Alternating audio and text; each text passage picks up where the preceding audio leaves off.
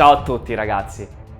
Purtroppo il 2020 non è stato un anno da ricordare, un anno difficile per tutti, a causa di un virus insidioso e pericoloso che ci ha privato delle cose più essenziali, come la libertà, la socialità, gli abbracci, ma che ci ha fatto capire realmente quali siano i valori per cui andare e guardare avanti. Nonostante queste privazioni, il vostro Clay non si è di certo mica fermato, ed è proprio per questo motivo che oggi vi presento tutte le mie creazioni realizzate nell'arco del 2020. Per cui noi ci vediamo alla fine del video, augurando a tutti voi una buona visione.